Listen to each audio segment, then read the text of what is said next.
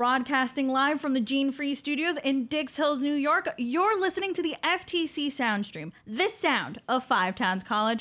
I'm Isabella Escobar, and I'm here with a very special guest, Professor Rachel LaLoca Strauss, podcast host of Latinos Out Loud, LOL if you love acronyms, two-time Signal winner, two-time Webby Award nominee, voiceover artist, and someone who's interviewed some icons in the industry like Lin-Manuel Miranda, John Leguzman, and my personal favorite, Eugenio Derbez. How are you doing today? I'm doing well. Hi, Isabella. John Leguizamo, by the way. Yes.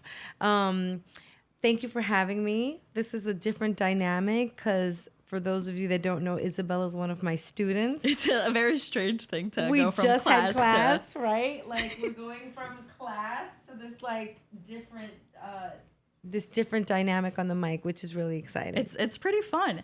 Now, going over your introduction, you've done a lot. I know you love introductions, so I hope I've done you justice in that. But you've done a lot with your career. Can you tell me a little bit more about your career, how you got here, how you got into this industry? Yes. So I went to school, shout out to CUNY Brooklyn College, for business management finance and a minor in Latino studies. And when I graduated, I just wanted to combine all those things, the passion that I have for my culture with marketing and business. And so I landed in the Hispanic magazine publishing space, and I worked in that world for a really long time.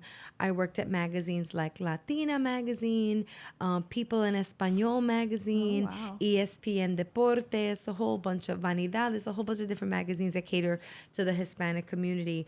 But all the while, I did feel a void because throughout my entire life, I'd always enjoyed performing.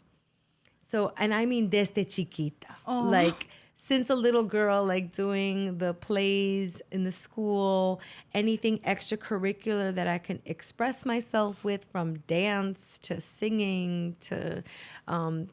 I even played softball because that was a form of expression for me. And so I always wanted to explore that passion, that side of me. And those corporate gigs just weren't doing that. So I started to do comedy on the side. And my first paid comedy gig was in 2006. Oh, wow. I got cast for a show called HBO Habla, or it was called the Habla series, Habla. And it was on HBO. And I was so proud of that first check. Like, I took a picture with it. Like, look, I'm a paid actor. Woo! Oh, my gosh. And that became a side hustle. So I was still working in corporate and just pursuing my comedy career on the side, performing in shows, hosting events, but all after hours and on the weekend. Those must have been some long hours as well. Yes. I know you have your podcast, Latinos Out Loud. Whoop, whoop. How did you come up with that idea? And what does it mean to you to be a Latina out loud? I love this question, and never has it been flipped on me. So thank you for that, okay? Because I usually ask that from other people. So around 9 years ago, I was sitting with my then business partner in a bar in Washington Heights, and he was like, yo, we should start a podcast. Oh, wow. And I was like, no way. Like, podcasts? Like, only people that listen to AM radio listen to podcasts. That was my misconception. Yes. I was like, but before I say no, let me do some research. So I went home and did the research, and I saw that there were like no Latino comedy podcasts in the space. And I also learned that podcasting went beyond just AM listener type stuff. It's become such a big thing nowadays. It's so huge. It's so big. Like, I like to tell people there is a podcast for anything, for anyone. There really and is. Anything. Yes. You like crocheting? There's a crocheting podcast. You want to learn about what bait to put on your hook if you're a fisher? Then go ahead. There's probably a podcast for that. So I saw the void in this space, and I think it's fair to say that the way I operate with and when choosing a new business endeavor, I get most excited when I see that there's a void in this space. Like, what? I can actually create this and like be, an entrepreneur, be someone, digging for gold on the front lines. Sure, sign me up. That's where I thrive the most. I guess it's true. Like, I've always been more of a leader than a follower, and I wanted to create something. I didn't think that it would look anything like Latinos Out Loud and how it looks today. But it does really feel really good to have had a pitchfork in hand and a shovel, and I'm there just like heave-hoeing for Latinos in the podcast sphere. That's such a wonderful thing. I believe we always need more representation in the media. And speaking on that with your podcast, I know something that stuck out to me when I listened to your Eugenio Derbez episode was you said the Latino community needs to know that we've been here, that we've been in Hollywood. How do you think that the media has prioritized representation for the Hispanic and Latino community? Well, sadly, it's something that we're still battling uphill, because we do know the research. We know that we over-index at the movie theaters and as it pertains to media consumption, period. Yet we're still not seeing that fair ratio, that balance of representation on screen. So I think that it is a major problem that we, you, me, all of us in this space need to unify and continue to battle against. And I ask myself, because this is like the $1 million question, Isabella, like, how do we get more representation? And I'll offer out some of my opinions right now. Yes. I think that it starts at the top. I think those that are at the top right now can extend their hands a little further and develop these pipelines, because that's really what we need. We need more conduits. We need more funnels to the top. We need more gateways. We need those incubator programs. We need to hear more and learn more from those that are making it. I just wish, and our community suffers from this, in that it is no longer this crabs in a barrel mentality. There's space for everybody, okay? And competition is none, especially when we're all here for the same reasons. Representation. Like, maybe we need to remind ourselves we're here as a collective, as a society, not as an individual. I also think, there needs to be more instruction at the college level, at the school level too, on this lack of representation and even what we have done in the space. I don't see enough textbooks and course material that highlight the strides and the great strides that Latinos have made, especially in this industry. I mean, look, Eugenio Derbez is a perfect example. Yes, right? He's done not only a lot in the Latino community, but he's expanded now to more American audiences and more English-speaking audiences as well. Yeah. So his movie, Y Llegaron de Noche, is all about how there was a Spanish language Dracula shot at the same time that the English language Dracula was shot. They used the same set, they just came at night.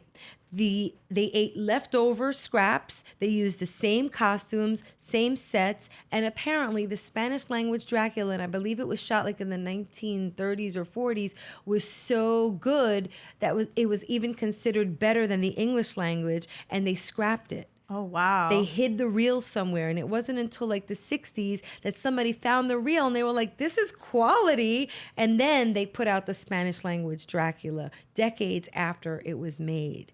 So that really speaks volumes as to why there's this void, this miseducation, this underrepresentation, is because we need, and people say this all the time, we need to tell our stories. No. This is a call to mics and arms. We need to tell our stories. The stories, it's now at its biggest need ever, especially given this administration and where we are with publicly funded programs like PBS and NPR, all at risk, and these incubator programs and the organizations like the National Hispanic Media Corporation, the Coalition, the National Hispanic Media Coalition. They're so important, and we need to get more of these programs funded, because if not, then how are we going to tell our stories? Another question I had as well is, how do you think media companies can attract more of their audiences? I know a lot of places are still doing that as well. For example, SNL did a El Chavo de Ocho sketch. They have Bad Bunny. It was something that many people didn't understand, but a lot of the audiences from the Latino and Hispanic communities were like, oh my God, I know that. I've seen that before. Yeah. I grew up watching that. Yeah. So what do you think that companies can do to further their audiences and see more of a outreach towards them? Yeah, I think it is about in culture programming. Just when you think that maybe formulating this kind of program is just for the Latino market, it's really not. Like you mentioned something before. I had Lin-Manuel Miranda on Latinos Out Loud. That's not just for Latinos, okay? It's for everyone. It's for everyone. The same way Hamilton is for everyone and In the Heights is for everyone. This interview is a gift for everyone. You don't have to be Latino to listen to Latinos Out Loud. The content of the podcast is also Spanish. I mean, yes, sometimes we'll go Spanglish, pero most of it is understandable no matter what language you speak. So I think that organizations, especially media corporations, could do a better job at more in-culture programming, and just, inviting writers to the table, Latino writers to the table.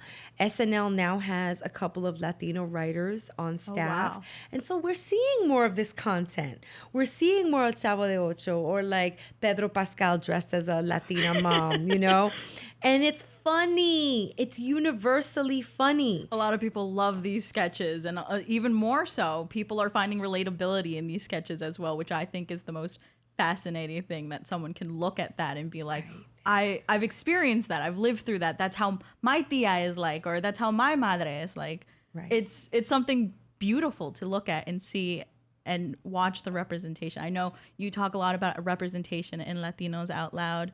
It truly is a message that should be more widely spread. Now, for a content creator such as yourself, how does going about the rise of a content creator go from influencer to podcaster to empower this community more? Oh, that's such a great question.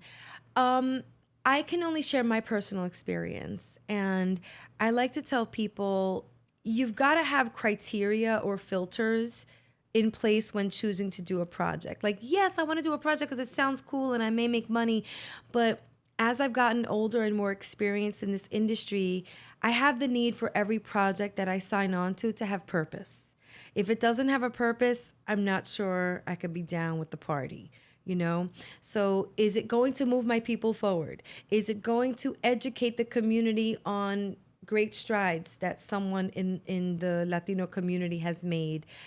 Am I going to benefit from this? Am I going to learn from this? Like, what purpose does the project have? So I feel like maybe you can take a step back from just signing on to projects or like going with the advice of your manager, your agent, and ask yourself, what am I truly doing for me, the community at large, my family? Like, what am I doing vis-a-vis this project? Is it moving any of those buckets forward that I just mentioned? Family, kids, the community. And I am really proud to say that there have been some really tremendous projects bigger than me that I've worked on that I know are making a difference. And that feels so good. So much better than just a paycheck attached to a project. You know what I mean? Yes. Now, don't get it twisted. I got 2 kids to feed. Okay, I got some Fashion Nova clothes I got to buy. So it is important to also make that shmoney. But at the same token, I think we can also do projects with purpose. Yes.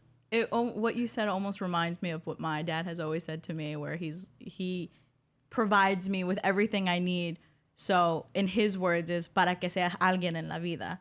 And it truly is that message that I understand and I almost relate to, because you want to do more for your community and you want to spread more representation in your community and in these cultures and things like that.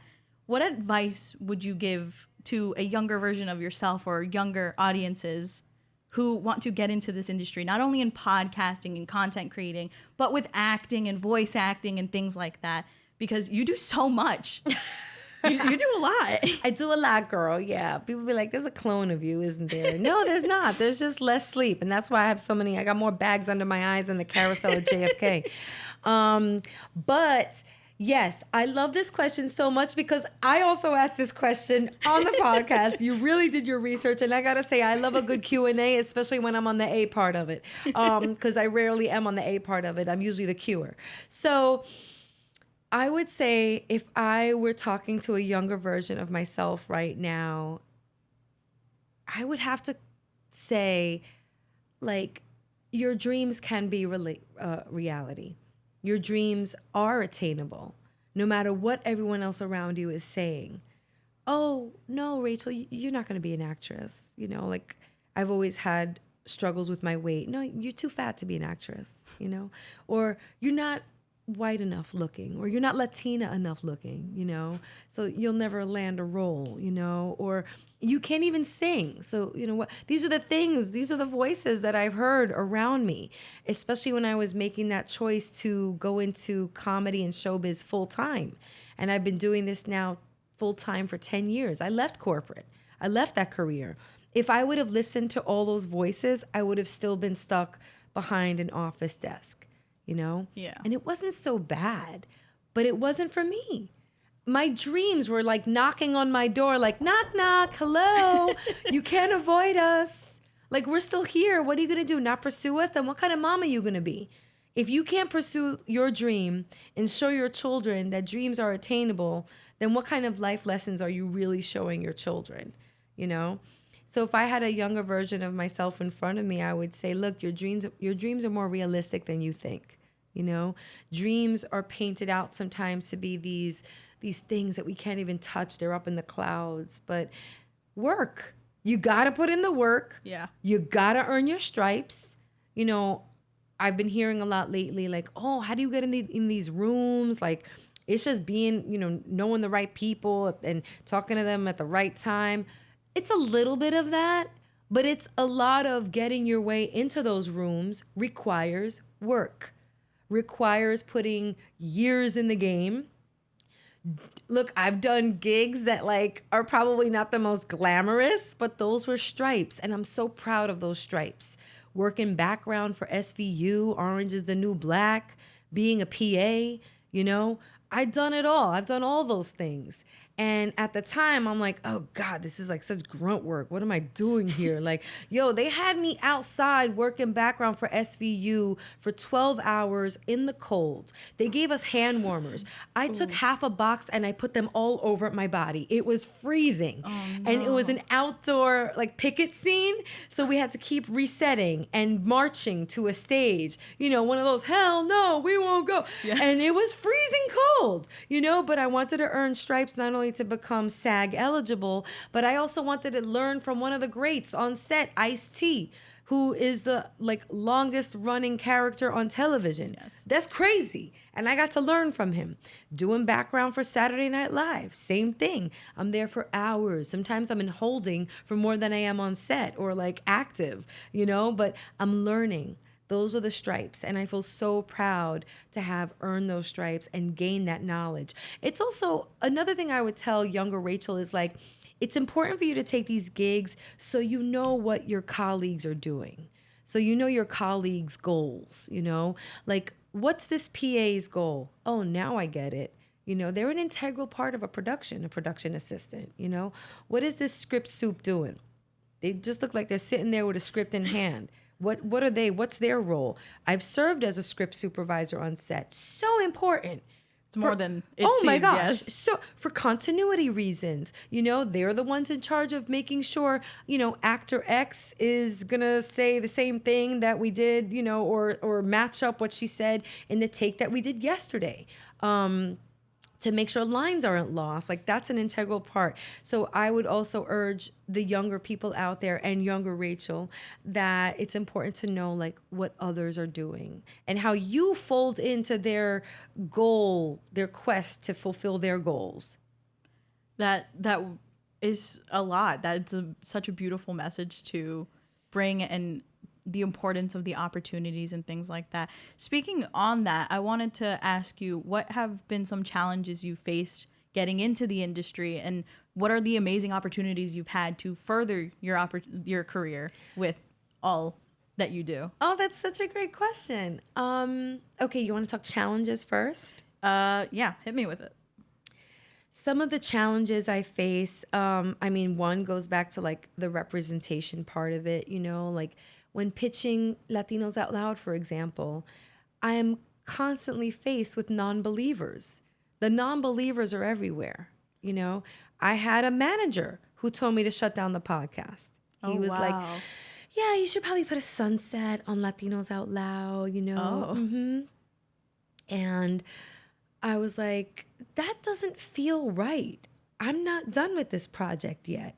There's still so much more Latinos Out Loudness in me. I'm not ready to put a pacifier or shut the speaker on Latinos Out Loud or to unplug the mic. Hell no. So that's one of the challenges, the non-believers, the naysayers, the ones that are, around you saying, no, that's not a good idea. F that, Other challenges, we do face an industry where I'm finding like the Latino project budgets are so much smaller than the others, the general market budgets. So that's always a battle, less resources, less funding, less everything, but we're not less than. As a matter of fact, we're more than. Check the population numbers, bruh. Okay. It's a lot. I believe 68 million people in the U.S. Word. And we out there, and we are educated, and we are looking for content that looks like us. I guess we should segue to opportunities. I mean, I've been so blessed to have worked towards and stumbled upon opportunities that have moved my career forward. Because I think there are like a couple different buckets. Two of them are like, what are the opportunities that you're working towards? And then the other ones are, what are the opportunities that you're stumbling or encountering along your path? But they kind of all go hand in hand, because if you're working towards one thing, like for example, in casting, I submit tapes to casting directors all week long, every week. And sometimes I truly feel I may be auditioning for this role, whatever it is, but that casting director is looking at me and they're going to be casting for something else in another week or so, or in another few days. So they may be keeping me in mind for something like that, So you never know. That's one piece of advice. But great opportunities. I mentioned the NHMC before. I'm forever indebted to the National Hispanic Media Coalition, because one day I decided to write a short film, which I'd never done before. I wrote a short film about a taboo topic, period, but an even more taboo topic in the Latino community, which is in vitro fertilization and pregnancy loss and infertility. And I wrote a dramedy. Of course, it had a sprinkling of comedy called The Swimmers. And yes, it's called The Swimmers. Think about that for a moment. And the NHMC has an incubator, well, several incubator programs, of one of which is the LatinX Writers Showcase, which is such a huge deal.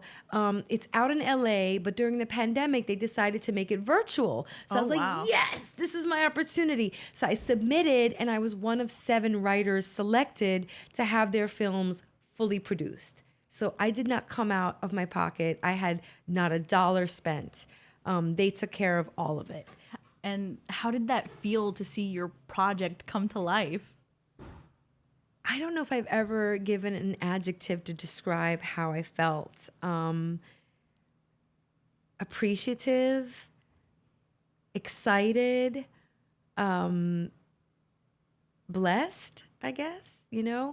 Making films is so expensive. And here I have this organization that connected me with amazing writers. I worked with a writing team from NBC to get my PDF to a good place to shoot as a film. I work with Michael Martinez, a director who's doing so much TV, movies.